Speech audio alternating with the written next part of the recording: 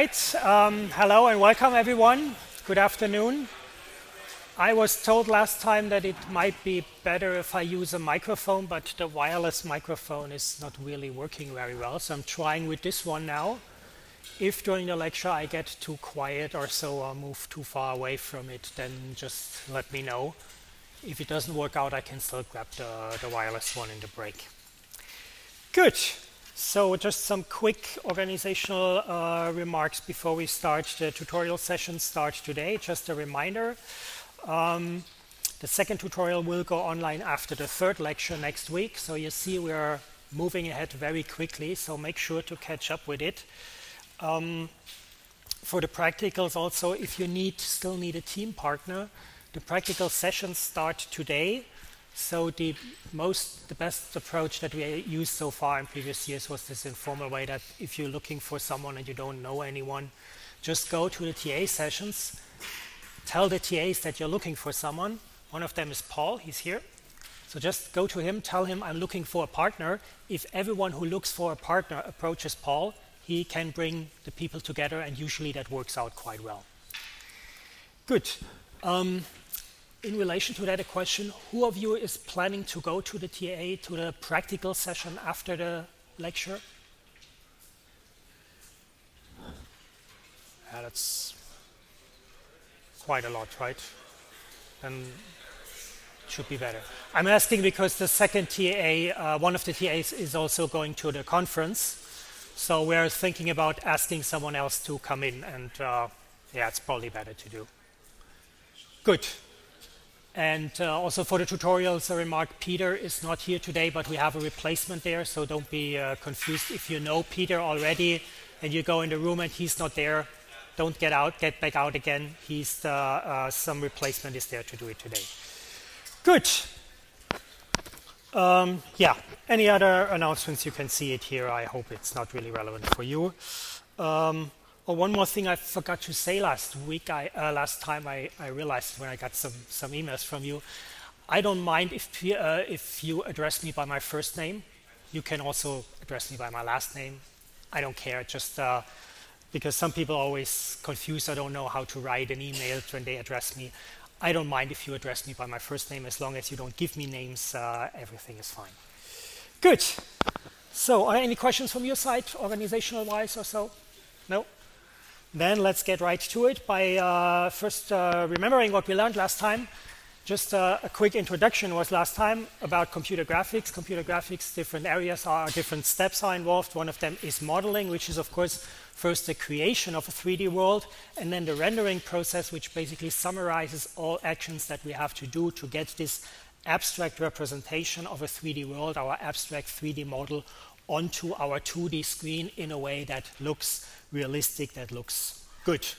And there was a third step, which is animation, which we do not cover in this course, but it's covered in another course. Good, and then we talk quickly about two basic methods of it. One is ray tracing, which is a pixel-based method where we go from the observer and then we look into each pixel on the screen and we specify what kind of color we put on a pixel by following that ray until it hits an object, because the first object that is hit is, of course, the object that we see from that position on the screen, or that we should see on the screen if we were looking into a real scene, unless, of course, that is a transparent object. And also that point, of course, the color on that point depends on various influences, for example, on the reflection of the light, which is then the procedure of ray tracing that calculates this influence, which we will cover at the end of the lecture. But for now, we will talk more about projective methods, which is also what you will do in the practicals. Although, of course, a lot of the methods that we learned for this a lot of the things that we learned for the projective methods are also, of course, used and important for ray tracing. And then I gave you a quick overview of the so-called graphics pipeline, which is basically an abstract description of the procedure that we follow when we do these projective methods. An abstract description, of course, there are hardware implementations and software implementations of it, and then you have a very concrete implementation, of course, and no longer an abstract. But in the course, we will be dealing more with the theory, with the background behind it. So that's why I'm talking about an abstract representation of this sequence of operations that we do from going from a 3D model to a 2D representation of the actual pixels on the screen. So let's first quickly look at that.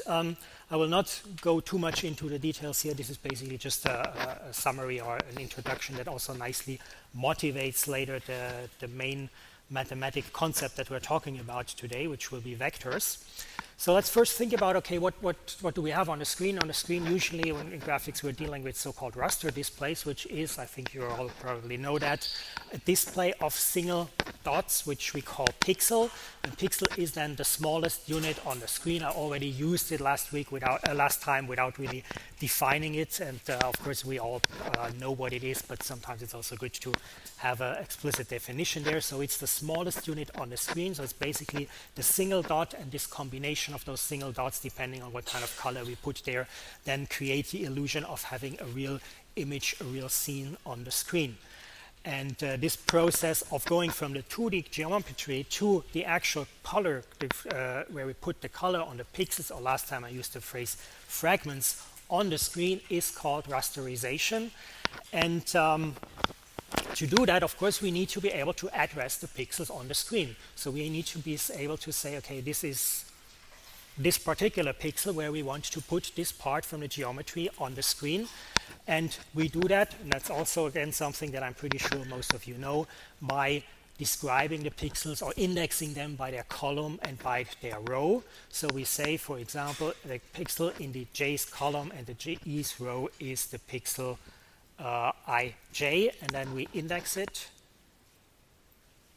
It's actually a little, the row is usually first and then the column, so that should be reversed.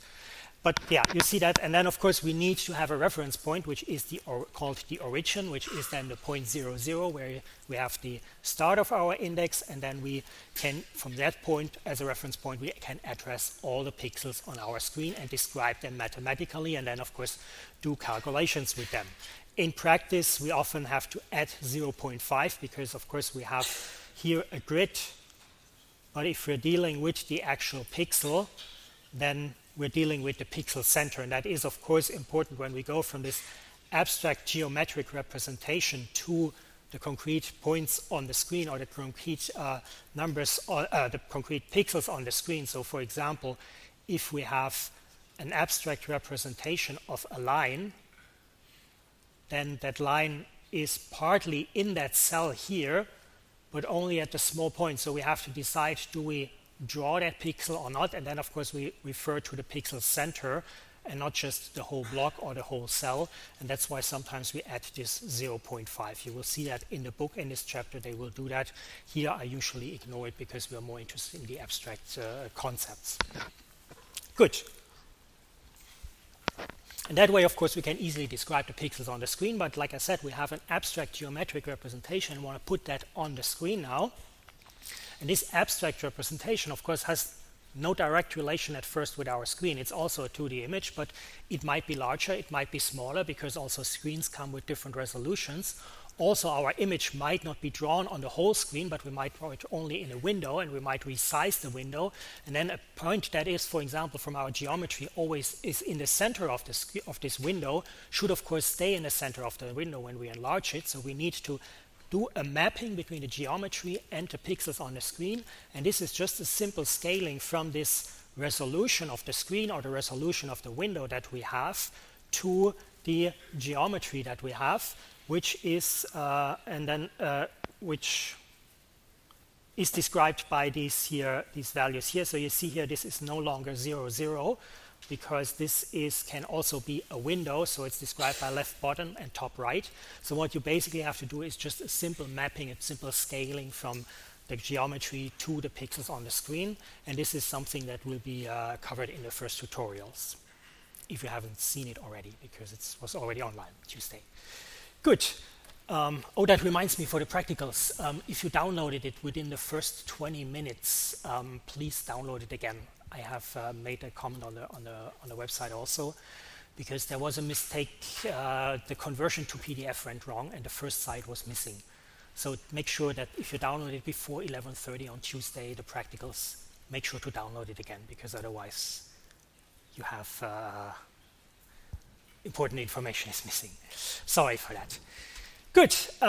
Yeah, so these pixel coordinates give us then a way to describe the points on a 2D screen. So what we basically have here is a two-dimensional space to describe points in these 2 dimensions. And of course, if we're dealing with a computer screen, then we have a finite space. But we can, of course, also extend it if we're dealing with more the theoretical approach. And then we can say we continue counting from here in all until infinity, and then we can, of course, describe all points that we have here in our 2-dimensional space.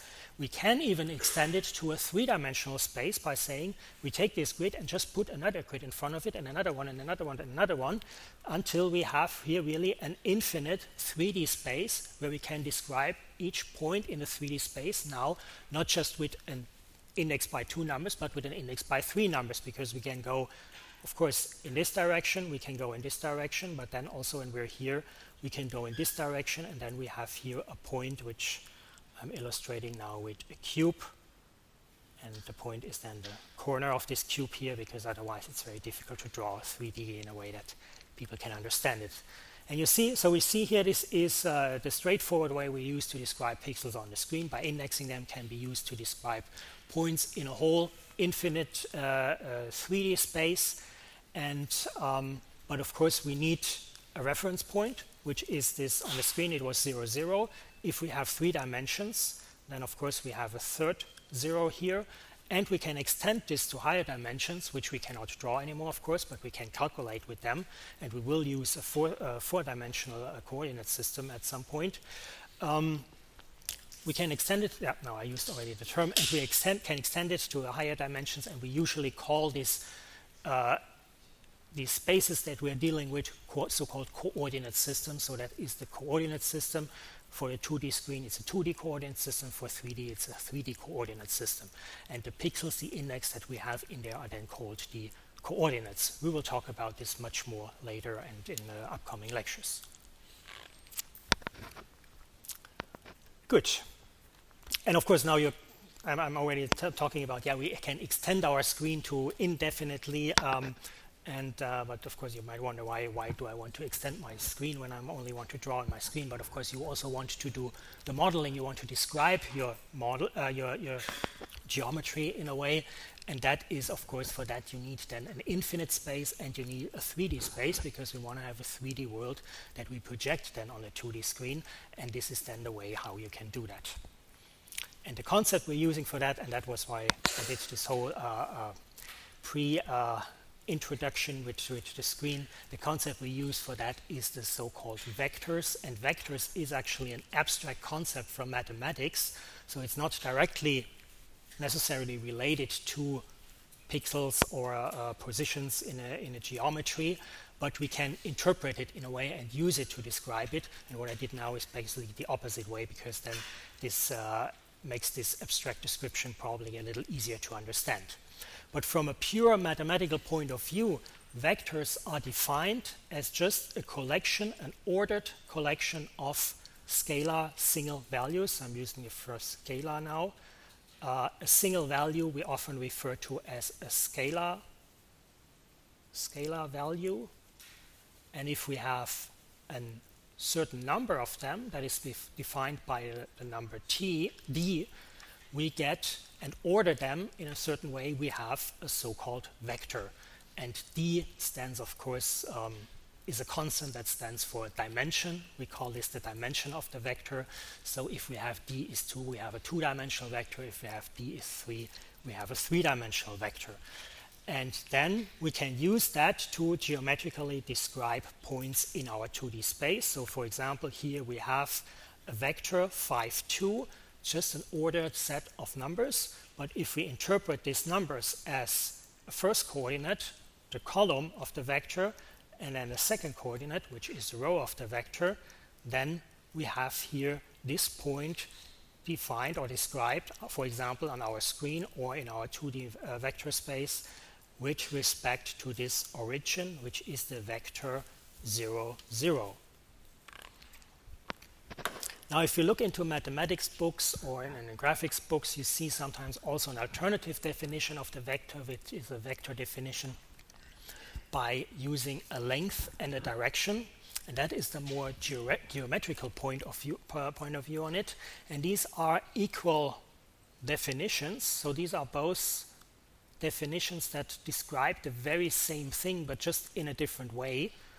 And I personally prefer this, the first one, but you could easily also do the very same thing by using the second definition, which is to say we have a length, this here, and we have a direction.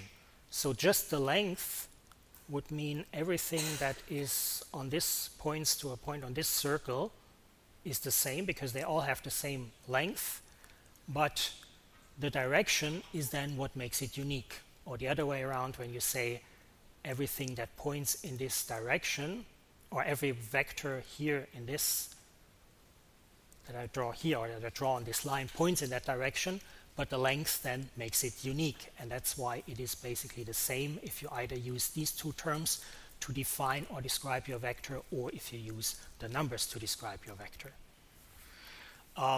Just a short comment, be careful with the notations. There are different ways to write down a vector. I use this column style and use it quite often, although unless I'm writing text in like in the tutorials, for example, then I often use this one, which is the very same way to write it. It's just a different notation, which is easier to write in full text, whereas this here is easier to write in graphical illustration. So be aware that if there is a comma here, then this is actually the same here as here. But if there is no comma here, but you have this T, which stands for transposed, then it also means that it is the same as here. The reason why we have this T with transposed will become clear, or where this notation comes from will become clear when we're dealing with matrices later. Also, I denoted, I already said that here, we call these initial value, these single values of a vector, scalar values, and the combination of those, the ordered combination of those, make up the vector. And you see here that I use the letter V with an arrow on top to distinguish between a single value and the vector value, and the vector, which is the ordered tuple of these values. There are also other notations for this. For example, in the book, they use bold letters for vectors and normal letters for scalar values. That is a notation that is very easy to read, but very hard to write when you do it by handwriting. And since you do a lot handwriting in the tutorials, and especially in the exam, I usually prefer this notation with the arrow on top. Just be careful when you look into the book or look into other resources that you're not getting confused about it. It's just a different notation, but it means the very same thing. The important thing is that when you do it, that you're consistent and that it's always clear, are you dealing with a vector or are you dealing with a single term? And that is, of course, especially important in the exam when you write it. Good. Yeah. So I said we can also define a vector. We can either define a vector by the ordered number, the ordered set of numbers, of scalar values, or by its length. But if we can define it by its length, we also need to be able to calculate its length or describe its length. And this is how the length of a vector is defined, or how we can calculate it. We just take each coordinate to the power of 2, then we sum it up, and then we take the square root. And that gives us the length of this vector v here. So that is the length, which is denoted by these 2 bars here of the vector v. Now, that you can just accept this as a definition, but it is, of course, also in 2D, it's very intuitive to see why this is the case, because you have this Pythagorean theorem. I hope that most of you have heard this from school, that gives you a relation within a triangle with a right angle between the lengths of the sides of the triangle. If you have a right angle, then the opposite side of the triangle to the square of the opposite side of the triangle is the sum of the squares of the other 2 sides of the triangle. Now, if you look at the vector where you have here the first coordinate, v1, and the second coordinate, v2, and the right angle here, then you see that this equation here is basically exactly the same as the Pythagoras. Just take the square root of this one side here, and then you have the length of the vector. Good. Then there are, of course, some special cases that have a very high relevance for graphics or for all kind of vector arithmetics, which is why they have a special name. And the first one is the unit vector, which is a vector of the length 1. In fact, unit vectors are so useful and important in calculation that there is also a method to create a unit vector from any random vector, because, for example, if you have a vector, any random vector with a random length, you can, of course, create a unit vector that points in the same direction but just has the length of 1. And we will see later that these vectors are very useful because they make calculation in a lot of situations much easier. So it is important that we are able to do this and to know how we can do this. And we can do that by just dividing each coordinate of the vector by its length, the length of the vector. Actually, I didn't write that down here. Don't know why I forgot that. So this means v1 divided by the length of v, and then, of course, vn divided by the length of v.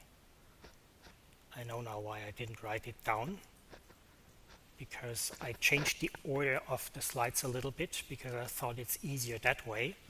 And then I forgot that I didn't introduce that yet here. So yeah, but you get the idea. You will see later why this operation is, why you can do this operation. And then if you do that, then you can create a vector of the length 1. I could do a proof now that this vector does indeed has the length of 1, but this proof is actually part of the tutorial, so you will do this yourself. And I will show you some examples on how to do this kind of proofs later on in the lecture, so you should be able to do it yourself. Now, a question that you could already answer right now is, of course, can every vector be normalized? Exactly. The null vector cannot be normalized because the null vector, or the vector that has the length null, cannot be normalized because then you would divide by 0, which is not defined. So apparently you already know that this vector has also a special name. It's the null vector, and it's defined as the vector which has the length 0. Good. That is actually a good situation to ask people here, who already knows about what I just told you? Good, that's better than I expected. And who doesn't know about it? Okay, that's also a couple of people, actually more than I expected. And who knows about it, but who says, I have heard about this, but I don't really feel I don't feel that I know it. Yeah, okay, good. Yeah, so this is, of course, a thing that I already told you last time, that the problem with this course, that we have almost 200 people here, and they have very different backgrounds. So I'm pretty sure a lot of people are sitting here and are already extremely bored, and there are also a couple of people who are here and say, well, I have no clue what he's talking about. It's way too fast and way too much. So this is just what I want to remind you, that if you're feeling lost or so, first of all, tell me. Or if you're feeling too bored, then also tell me. If you're feeling lost, I can always get slower or explain it in more detail. If you're bored, there is not really that much I can do, because if I be faster, then I will lose the people who are lost. But it's just also for you to illustrate it, and that you know about it, and that you react appropriately. Good. Okay. So, yeah. So I hope it wasn't too fast for the people for whom this is new. So, but these were basically just some simple definitions, and you saw in the initial motivation for it how we ended up with this vector representation, why we are doing it, because we want to describe points in 2D and in 3D with that, and that is, of course, a very easy and straightforward way to describe them. But from this general mathematical concept, we have the vectors. We can say they are, we can interpret them algebraically. We can say, for example, in 2D, we have a vector in a plane, or I call it a 2D space, or at the beginning a screen, where we can say a vector. We can use it then to describe a point. Initially, I said we describe or address a pixel with it, but we can also use it in a 2D space. We can say we describe a point with it. If we look at more the geometric interpretation, where we say a vector is defined by its direction and by its length, then we can see the vector also as an arrow that points in a certain direction from a certain position where it starts till the length where it stops. But now I said at a certain position where it starts, but the definition doesn't really tell us where it starts. Even the definition with the numbers where we say a vector is just an n tuple doesn't tell us where it actually starts. We intuitively assumed that it always starts at 0, 0, 0 at our origin, but the definition itself, it's just a collection of numbers. It doesn't really, oops, sorry. I'm leaning over so I'm not too far away from the microphone. Oh, yeah. Good, so, where was I? Yeah, the definition doesn't really, we only intuitively assume that we start always with the origin, but in theory, especially from the geometric interpretation, all these vectors here in the space that have the same length and the same direction are actually the same. And this is the important thing, one of the important things you have to understand here, that the vectors are just an abstract representation, an abstract concept that we take. We usually talk from, or sometimes in mathematics, we don't talk of a vector as a single entity, but as a class of vector, and a single vector is then a representative of that class. Like in this case, the 5, 2 is a representative of that class. And of course, if we draw that with respect to the origin, we end up at this position here. But also we have here 5 and 2. So this is exactly the same vector. It's just we interpret it here differently. So the important thing here is to be aware that the vectors are an abstract concept that we can use to describe, for example, points and locations in 2D or in 3D, but it is not a location, and that will become hopefully clearer when we talk about then how to do vector arithmetics, especially the first, which is a very simple arithmetic, which is the addition of vectors. The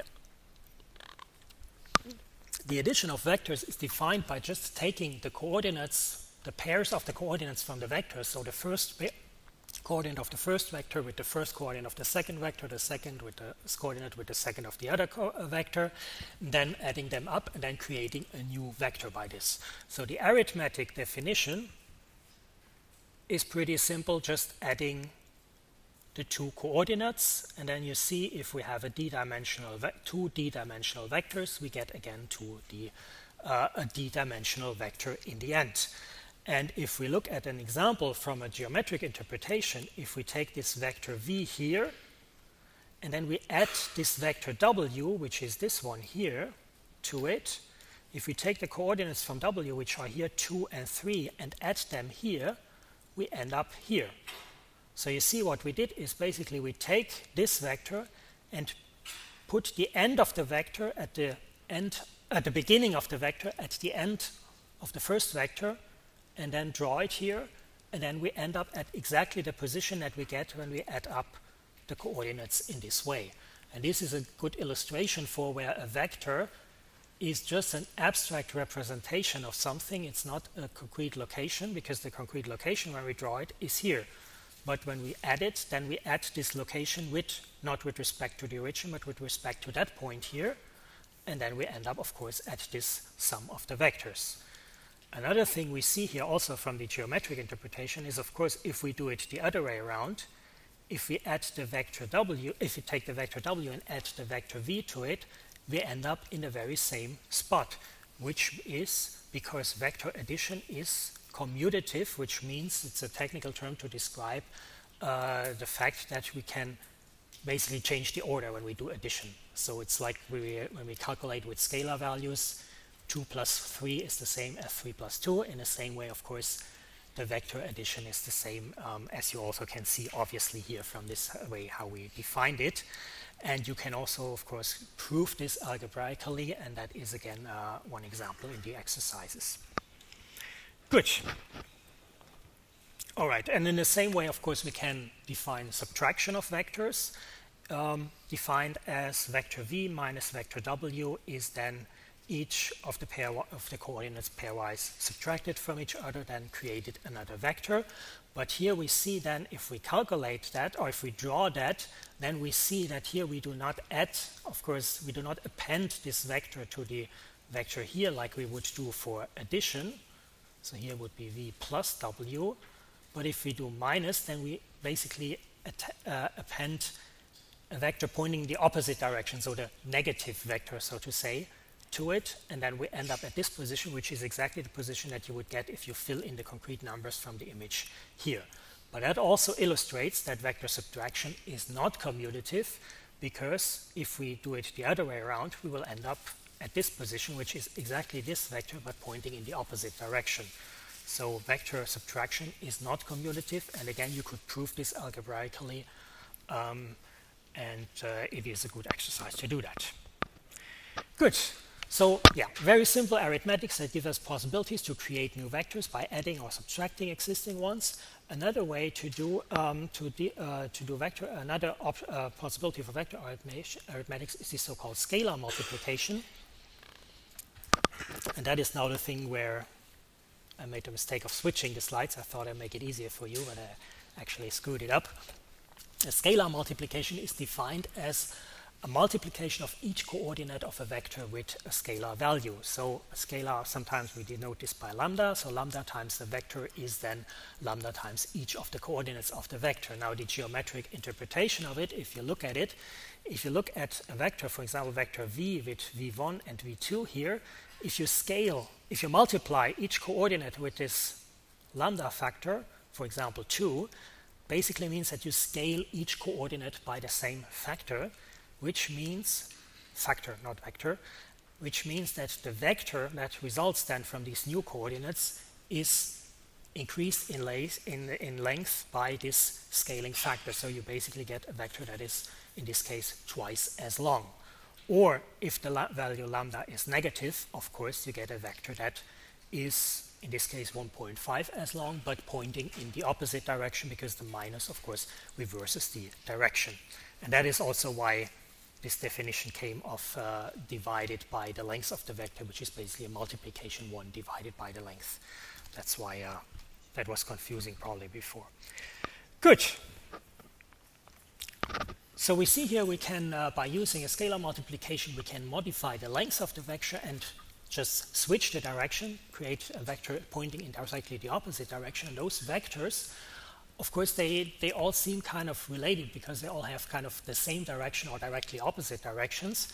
And they are quite important, which is why they have, of course, a special name, which is parallel. If a vector is a scalar multiple of another vector, then we call it parallel. And that's also a thing that I'm pretty sure you're familiar from school, that you know, probably learned that if two lines in geometry are parallel, then it means that they will intersect with each other, which fits quite well to the definition of vectors, because two parallel vectors also don't intersect each other unless, of course, they are exactly on the same line. So if a vector is a scalar multiple of itself, like here, then of course they intersect here in this part, but they are pointing in the same direction, but they're not intersecting in one point, because if they would just intersect in one point, then they would not be parallel anymore. Good. And yeah, of course, the null vector is a special vector here, and per definition, we consider a null vector neither parallel nor not parallel. Good. Another term that you often see in respect to parallel vectors is that we call them linearly dependent, because we can, with a linear transformation, create one vector from the other if they are parallel. And of course, then vectors that are not parallel are called linear independent, and we'll see very shortly that these are very important vectors, or why they have a special name, because they are so important. Another important vector that we will talk about later today is a so-called normal vector. So if you have linearly independent vectors, that means they are not parallel. That means they intersect somewhere. That means also there is an angle between those two vectors. If this angle would be 0, they would be parallel. If its angle is not 0, they are linearly independent. And if this angle is exactly 90 degrees or 270 degrees, which is of course 90 degrees in that direction, then we give them a special name because they are so important, and we will see later why. We call them normal vector. So this vector is a normal vector to the vector v, if this is the vector v and this is the vector n. Of course, we often use the letter n to denote normal vectors. But of course, it is also the other way around. If n is a normal vector to v, then v is also a normal vector to n. Good. Yeah, so these are just a lot of specifications, definitions, terms now. And now, of course, we want to do something with those vectors. We want to describe our geometric objects with it. So we need to specify our coordinate system a little better. And this is where this nonlinear, this linear independence comes into play, why this is so important. Because we can see that each vector in a 2D space or in a higher dimensional space, if we go to higher spaces, can be represented by a combination of linearly independent vectors, of non-parallel vectors. And we have already used this intuitively with the simple example where we have two vectors that are perpendicular to each other, which were basically the rows and the columns that I introduced at the beginning when I talked about the screen, because then it made more sense to talk about rows and columns. But if we go into an abstract mathematical space, then we're talking about vectors, and then we're talking about these so-called base vectors, and they form then a basis. And it's intuitively clear, of course, if those are two vectors that are perpendicular to each other, then we can describe each point in a 2D space, like we had originally in our grid, by these two values here, which in the screen case was just a discrete index. But if, of course, we have continuous values on our two axes, or our two directions, then, of course, we can describe any value in between and have a continuous space. And so that seems to be obviously clear. The interesting question is, why does it also work for these nonlinear for these other nonlinear vectors, or why does it work for any nonlinear vectors? And that's also something you could intuitively understand, because what we did here basically for a 2D space, we said, okay, we address each value here in the row, in the column, and then each value here in the row to describe any point here. Now, if we have, for example, two nonlinear vectors, then I said, of course, they intersect in one point at a certain angle. So we can still, if we follow this vector here, describe all values on this line. And if we are at a particular value here, and then follow all values in the direction of this line, it's the same as here. The only difference is here our movement, so to say, is a little tilted. But we can go, since we can go in all directions here and in all directions here, we can still explore and address the whole 2D space in the same way. Now, I'm not giving a formal proof for that, but that is more the intuitive explanation why this is obviously the case, and why it's obviously the case that they must be linearly independent, because if they're linearly dependent, then of course, if they're parallel, then you can only walk along the line, and the second one does not point in a different direction, so you cannot address those points above and below.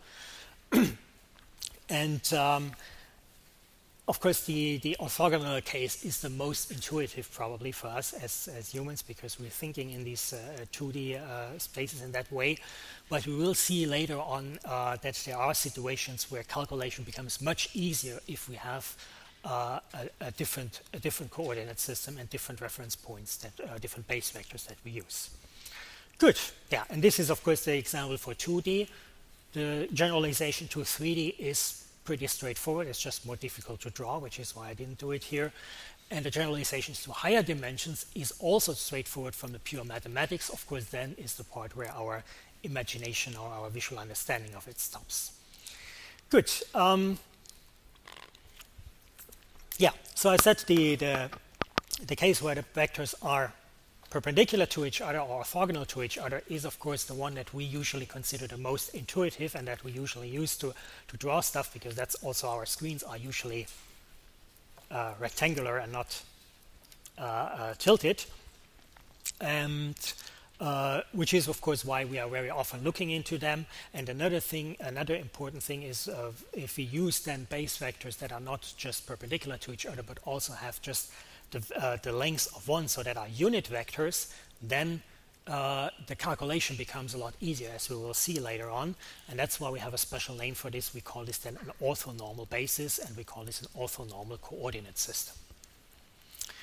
Good. Yeah.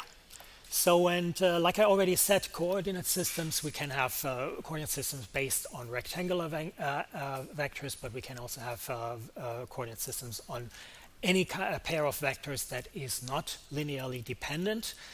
And of course, we also can specify our origin at different positions. So for example, at the beginning, I said we start with indexing our screen at the bottom left with 0, 0. But we could have also put a 0, 0 at the top and then count down. And also I counted upwards in positive steps, but I could have also said I count downwards positive and count upwards negative. It is just a convention that I did. I just defined it that way. And in fact, if you look at the APIs, in most graphics APIs, actually they start with the origin at the top left and not at the bottom left, as I did it here, because it is just a convention that you have to make when you start your calculation and that you have to keep. Probably the intuitive interpretation about understanding behind why, when you look at books where you look more into the theory, that it's at the bottom left is more that in the theory we're often dealing with infinite spaces, and then it kind of seems more intuitive to say, okay, I start here at the bottom left and then I go to infinity to the top and to infinity to the right. Of course, you can also go to infinity to the negative way and then you hit the ground, but it kind of feels more intuitive to say positive goes up to infinity. But when you're dealing with the screen and you have this limited finite space, then it might seem more intuitive to say, okay, I start at the bottom left, top left to count, and then I go down, because that is also the way how we read, at least in the Western world, from top left to bottom right. So the point here is it's just a specification that you have to make. So also be careful when you hear stuff here about the theory in a lecture and then you program it. Very often we have it in the practicals that we see results where people come and say, well, it's just flipped upside down. What's happening here? And they're like, yeah, did you use the matrix from the book or did you use the matrix that is appropriate for the API? Actually, it doesn't happen that much often in these assignments, but it happened a lot in the previous one. It still happens? Yeah, okay, good. Yeah, and in the practicals you will see also why it is important to have different coordinate systems, or why we often have different coordinate systems. Just an intuitive example. For example, if you're implementing a flight simulation and you have a landscape, then of course it might make sense to have the origin of the landscape somewhere in front of you, and then you're looking at the landscape and you're modeling that from that with respect to that origin. But if you're looking at it from the cockpit, from the pilot, then of course it might make sense to have the origin in the position of the pilot and then looking into the scene.